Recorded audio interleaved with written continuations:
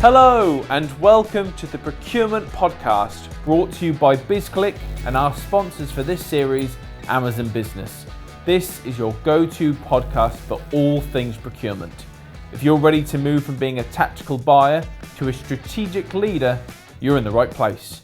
Tune in and together we can build a better bottom line. I'm Aaron McMillan, editor of Procurement Magazine and your host for this podcast series. Hello and welcome to the Procurement Magazine Podcast. I'm your host and editor of Procurement Magazine, Aaron McMillan. Our guest today is a seasoned procurement leader with over 30 years of experience across multiple industries. He has built his career across manufacturing, development, telecommunications, and banking, developing a strong, well-rounded perspective on procurement.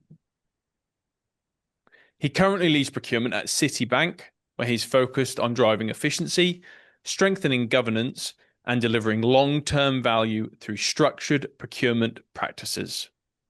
Earlier in his career, he spent time in a series of procurement leadership roles, covering strategic sourcing, contract management, and critical procurement, building his core strengths in managing complex sourcing environments and aligning procurement with business needs. Alongside his work, he is actively involved in the procurement community as a lecturer, speaker, and contributor to CIPS. Please welcome to the Procurement Magazine Podcast, Mahbub Chowdhury. Hi, Mahbub. How's it going? Yeah, it's fine. Thank you. Thank you so much. And how's your day going so far? Yes, well, Good. Well, thank you so much for spending some time to have a conversation with me. I'm really interested to kind of dive in and learn a bit more about yourself and the lessons you've learned over 3 decades in procurement. So I was wondering if you wouldn't mind telling me about how you got into procurement. You know, what was your kind of career path into working into the function? Yeah, this is very interesting. Actually, in our era, in early 90s, nobody had the target to join procurement. And in our generation, all come through some incident or by chance to choose this procurement profession. Basically, I am an accounting graduate. That means finance background with cost management expertise. So initially, I start my career in finance and admin. 1 and 2 years after, I work in a manufacturing concern where I look into the finance, actually this cost, budget, this analysis.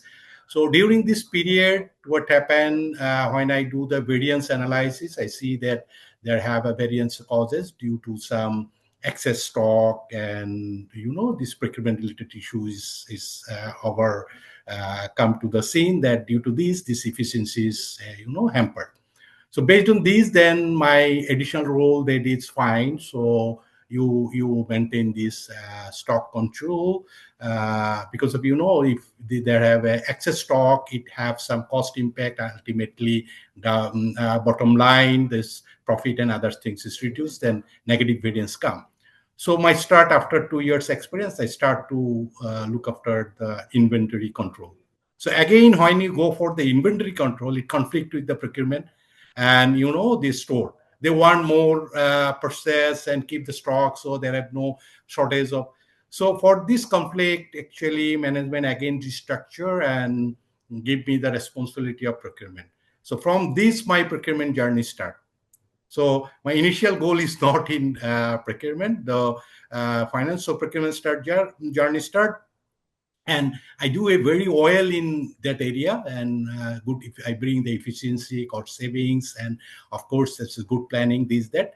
So I worked there around 5 years, so almost 4 years. I do the inventory control and procurement in addition to my finance budgeting responsibility. And that start my procurement journey. When I switch the job, so automatically people prefer me in the procurement. So this is the journey. My journey start. Side by side, I am the as I mentioned, you already mentioned, I am an adjunct faculty at a leading private university of Bangladesh, BRAC University, where I conduct the supply chain related master's course. So that's not voluntary, of course, they paid for me. But this is my passion to promote supply chain and once I come to the procurement, I feel very interesting and challenging, and so I take it. It's my profession, and last 31 years I work in procurement supply chain in different industry. Also in BizClick, also I involved in 2024. I was a speaker online session, and last year I attended your conference in London, and today I am it's a great pleasure to discuss with you about this, about my journey in procurement and what I do, what actually how we handle day-to-day challenge. I mean, it's an absolutely incredible career that you've had across so many sectors and industries. And there seems from you talking there is that there's a drive and a strive for yourself to kind of constantly evolve, push yourself, get better. Where does that drive come from? Because a lot of people would maybe get to just one of the positions you've held and maybe stay there for most, if not their entire career. So where does your drive come from to keep improving, to kind of push yourself and become, such a leader in procurement? Yeah, this is very important, and as I mentioned, what you do, if you love it, then you can learn. If we are work, there are two types. Yes, I am working and I'm getting the salary end of the month. Fine, that's one trend, and that is you feel interest what you are doing, and if you have this interest, then you have the appetite to learn more, and you learn from everything. You learn from your circumstance, ecosystem, and then this attitude make you to return back to the profession. That means what you learning, you share with peer, you share with juniors, then you mentor the newcomer in the procurement, then a strong procurement committee will build up. And I hope meantime in our country as well as world also, they now realize, yes, this is a huge challenging job. Every time there are a new challenge which is not written in the book, which is not maybe never faced before, and all the procurement leader, they are facing this challenge and overcome these challenges and bring this profession faster. And especially I want to mention this COVID period, this huge challenge. And then the owner and the enterprise leader, they understand the role of procurement and procurement profession. So many challenges, how they run the supply, how they maintain this supply. So that's and that times it was confirm that supply relationship and the procurement profession efficiency, how running this total operation and run the whole. Because of in COVID, different organization was hold their production, but emergency service like hospital, this, that, so automatically in hospital they have a huge chain, supply chain, and they have to produce this product. So this huge challenge. And in current scenario, a lot of internal and geographic challenge, all the challenges faces by the supply chain. Though these challenges face the organization, but in back end, there's challenge hit the supply chain profession. And they have to face like a workplace. They don't know tomorrow what happened, but they have to face this challenge and run this organization smoothly. This podcast is in partnership with Amazon Business. Amazon Business is your one-stop destination for everything your organization needs. Think of it as the Amazon you already know and love, but specifically re-engineered for the way you work. Amazon Business gives you access to business-only pricing on millions of items and quantity discounts that scale with your growth. It's about spending less time bogged down in those manual tasks and more time on what really matters. So head over to Amazon Business and make the power of Amazon work for you. Have you always had a passion for learning since you're a child? Did you like going to school? Did you like learning, or is it kind of something that since you've been in procurement and you like how the function works that you've wanted to learn more? Yes. Yeah, as I mentioned in 2007, when I did this diploma from ITC, I see we work. Meanwhile, I work in procurement around 12 years. When I do this course, I see it's that we learn from actually working on procurement. Okay, so our journey was delayed, and now people first they learn the total procurement structure, how it works. They learn the theory, so they are more faster. Can execute it in their workplace. And our learning was start from we work in the workplace and we face problem. we piecemeal basis, we do this, that, and solve the problem. So later when we learn all the theory, because of this, you need the revolution. So that times actually no academic or training on procurement when I am talking about 1995 when I start my career. So that times people, all the procurement professional, whatever practice this under the admin, no separate procurement division in any organization. So administration department, they hold this, all this procurement activity. Just this not actually by definition, in current definition what we are talking about the procurement, that was not procurement. This is just purchasing. Somebody give or buy it, they just buy it. So now this totally changed. This procurement means not only buying, you have to look after a lot of things. You have to the part of the strategy, you have to the part of management, how it's run, you have to do the relationship with supplier, stakeholder, a lot of things. So this we learn, after learning this theory, best practice, what is happening in the world, and then this theory and best practice we implemented where we work, and we got the result, and we are the confident, and this new generation also have the interest to this supply chain and procurement. This actually boosts up our confidence and our passionate more. You mentioned a little while ago about how you working to support hospitals during the time of the pandemic. Can you tell me a bit more about what that was like for you on a personal level? Like, how difficult was it? Did you kind of feel extra stress? How did you kind of manage the stress that came with something as pressured as that? Yeah, that's as I mentioned, is proof, and usually we have to convince management what's the role of procurement, how they add value. So they practically they see what it's not in Bangladesh, in worldwide. When after pandemic I joined different conference, everybody has the same feedback that now management little bit realize few term that supplier relationship and stakeholder management, all these things, how it work in the bad time. So I give some example. As you know, I am working that times in financial sector, that means banks. During this pandemic, also worldwide bank was open. Okay, no. So maybe we work from home, and so you have to give the support in the backside. And during that times, very important things was this protection item, this out of banking, regular procurement things. Because a bank never buy this PP, never buy these hand wash, gloves, and protection things. So that times worldwide they have a shortage. Hospital is facing to get this protection item. So how it work? We search. We have some, all the renowned vendor who prepared this, hand wash and these things. They fail to deliver because of this demand raise huge. So how we manage this? Our bank is open, security guard is there, frontline banker is there. So they have to have all the protection kits to give the delivery. So initially we faced the challenge, very few items we collected, but later on we go some other method to sourcing this. What's the method? We have some, general supplier.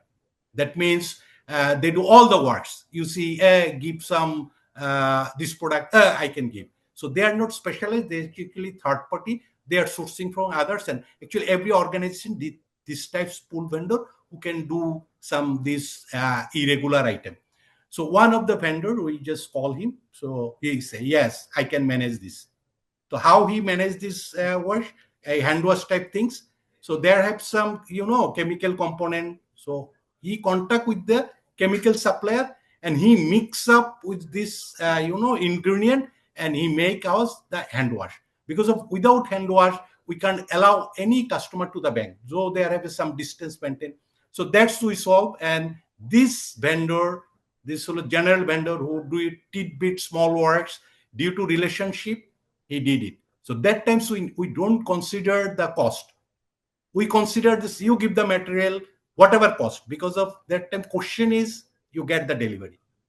And that's happened due to actually relationship.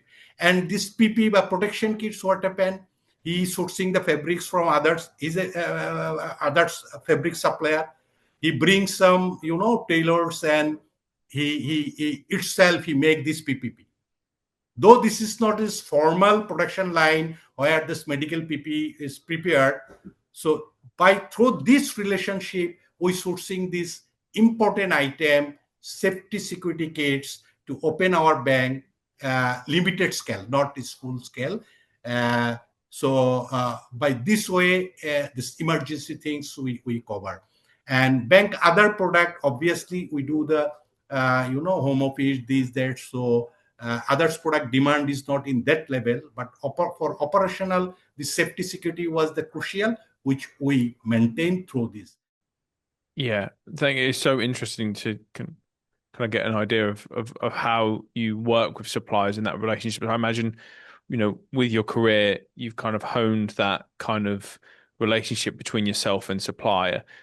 Anyone who is looking to drive better outcomes with suppliers, what would kind of be your advice to them? What's the best way to kind of get on board with a supplier quickly and make sure you're kind of working in tandem with one another? What would kind of be your tips for that? Yeah, here, this is the COVID scenario, but in current scenario, it will not work. In that case, you have to take separate strategy. After the COVID, we understand how then we have this priority. How we mitigate risks, how we will be resilient, how. So we take the strategy, and last 3-4 years, now we implemented a lot of things, and we make an ecosystem which automatically work a competitive environment. That's why I just explain how it's work. After this COVID, so we learn a lot of things from COVID, and based on this, we make a strategy. It's maybe next time not COVID, in other challenge come. So we analyze our data. We try to, because of and for data again, our internal ecosystem, we have to make this ecosystem as well, because of if you want the data available, first you have to be digitalized and you have this ecosystem. Then we make multiple vendor in different category, multiple vendor. Also we rationalize local and imported vendor balance. So we do all these things. So as they have the same product category, they have a multiple vendor with the fixed rate for a period. So automatically they have a competition. So both the vendor we keep, and both the vendor we deploy in our different work. So they have an automatic competition who do better for getting more job, and of course not only my bank to get the business from other banks and other organizations, referring that we are doing with Citibank, and if you check, we are performing well, this, that. So automatically they have a competition. Then through this transformation byproduct, automatically I got the savings. So here savings generated automatically. I can't fight for you reduce this because of this competition and transparency ensured, automatically savings come. Okay, so here now again they have a total governance system. It's very crystal clear picture and data was there within this pool vendor who perform well, who is not performing well.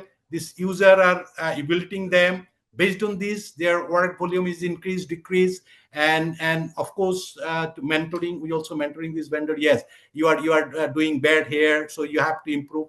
So in that way, in different critical category, we make a pool and we bring the use efficiency in procurement point of procurement team. And last 3 years, through this transformation, around 20% efficiency we bring. So how we measure this? We measure this our volume, increase of volume, workload, volume, and with this my manpower, how much manpower increase, how much volume increase, and then we calculate, yes, this efficiency increase. So efficiency not only through this, efficiency through digitalization, process automation, as well as we take this step with the vendor, this diversify vendor, dependency, reduce the dependency.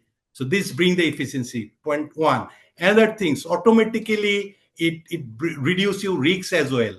What are the risks? Delivery risks and others quality risks. as there have a perfect competition and transparent competition, so this risks also reduce. This automatically in bottom line, your revenue or profit also increase because of there have been no risk event is reduced, so no additional cost, no additional things for mitigate these risks, so automatically there have some balance and efficiency come. Mahbub, I could speak to you all day. It's been fascinating to get your insight, but we're kind of coming towards the end of our time. I've got a few more questions left for you. I was wondering, for people maybe starting off in their journey working in procurement, what would be kind of the most vital lesson that you'd share with them, what you've learned over your career? Yeah, it's new generation who actually initially I told who have this passionate because of this procurement profession is very much challenging. So who has this passionate? Yes, I want to make career in procurement. So they have to first, as now in the worldwide, there have a lot of procurement professional body.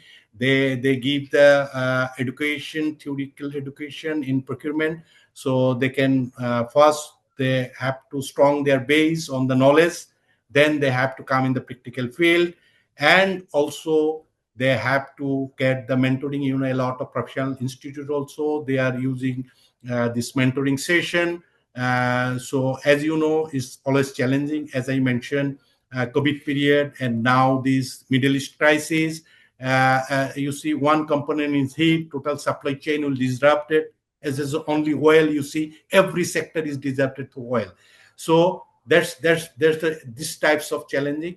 So if anybody want to come in this procurement profession, first you have to have some basic fundamental knowledge on supply chain, total chain geographical challenge, how it impact the supply chain, now new trend in supply chain.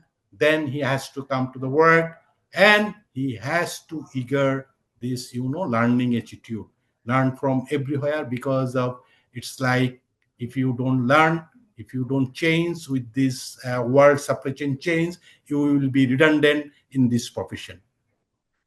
Okay, his people is saying that IT is the such a profession where you don't improve yourself, learning every day, you will be redundant. But I am saying procurement profession also like that. If you don't update yourself in daily knowledge, new challenges in the world, you also be redundant with the newcomer. So newcomer has it's a lot of opportunity, lot of things. Rather, we learn because of during our period we don't have any structured education things. Now they can learn a lot of things like different professional body, from AI, from mentor. Now there is strong professional body worldwide in procurement, and expert people. They can get mentorship from them, and they can boost up their career. I hope they can do better than us. Right, yeah. The kind of key point I've got from this conversation is we've got to keep learning. We can't rest on our laurels. We have to keep pushing ourselves to understand the new technologies, the new practices, and the best way that we keep making ourselves better. I've got time for a few more questions. Something we like to do on the Procurement Magazine podcast is we like to get speakers to ask questions to one another. So from our last episode with Andrew Swift, he wants to know, if procurement ceased to exist in your company, what would break first and what would happen? My company, this is a financial institute, and in my company, obviously there have existed a procurement division, and every financial institute, service strongly regulated by regulatory body. The other organization don't have this, so this is the main challenge, or I'm not saying this exactly challenge. This is the first priority to maintain this, under this regulatory. In every country, their central bank regulated the financial institution. So in procurement, this financial service is more strategic than purchasing. Why? This direct impact, risks, compliance, innovation, and cost efficiency. You see, this in procurement first come the cost efficiencies, but in financial institution you have to first look into the risks, compliance, innovation, and then cost efficient. All as this is highly regulated, and you have to look after your vendor due diligence, because of as this is regulator, you have to look after anti money laundering law and other things. This is common for worldwide all banking and financial institution, all banking and financial institution. So you have to compliance when you buying something, when you onboard any supplier. So it's compliance of this law, this central bank regulator for anti-money laundering, data privacy, all these things. And in modern trend, all the banking industry, they go for digitalization. So another challenge is cybersecurity and this that. So when we are this is not the only liability of my IT team. This some responsibility come to the procurement as well. When they select the vendor, this when they evaluate the vendor, they have concern on that due diligence in that they ensure the cyber security and this that. So there have no leakage. This other organization don't have these types of challenge. So in financial institution, these procurement people have to concentrate on that also. Then automatically come this compliance and then innovation. Innovation because of as bank is go for digitalization, people want their life easy. This banking in fingerprint. So you have to think in innovative way. So what this, if you can may ask the question, this is your banking product team work. Of course, their work, but for this, if this ecosystem is not ready, if procurement don't have this knowledge and these things, they can't support this product team. They can't support this IT team. So procurement have to have this knowledge also. What is happening in this ecosystem? What new things is there? So how it's work? So if they are, so I understand their need. So this knowledge also you have to acquire. If you don't have this knowledge, you have to get the training. You have to recruit these types of resource to enrich your team. Moreover, you have to onboard some fintech. And again, I give the banking industry example. Fintech, new vendor. It's enabled because of all the startup company in fintech, everybody, and they have a lot of new idea. So you have to incorporate in them, work together with them. So new idea, new innovation, you can implement it as a team. It's not the procurement responsibility; it goes to IT and user team also. So in banking industry, for the reason, it's little bit different than any other industry, procurement and supply chain. That's my learning and understanding from my last 5 years in banking industry work.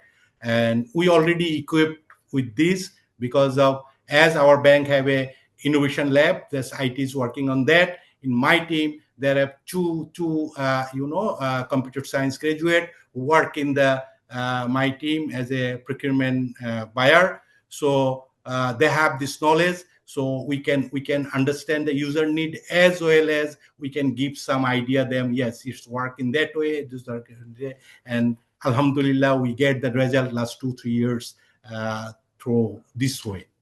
Perfect. Thank you so much for that answer. Really, really in depth and looking into this. So thank you. And I'd like to give you the opportunity to ask a question for our next speaker. You can ask them anything you like. So what global challenge they are facing in procurement and supply that they have to hamper their local work as well, and how they mitigate this and facing this challenge. Perfect. I look forward to putting that to our next speaker. Thank you. So to end up with, we've got 3 quick fire questions. So I want you to say the first thing that comes to mind when I ask you these, okay? Okay. Perfect. So the first one is, what's the most exciting thing about the future of procurement? Exciting things as well as if who loves challenges. So these are the things, and a lot of opportunity to learning about different challenge. And as I mentioned, there are a lot of procurement body. They are working different case study, this that. So we learn from this. So this now procurement profession is become the global village. So we have the connection worldwide procurement leader, and we know what happened here and there, how they this face challenge. So this is the exciting things to every day, and anytime we can learn, and through this network we can share success and learning. That's the very much from as per my perspective. This is the exciting things. What's one thing people still get wrong about procurement?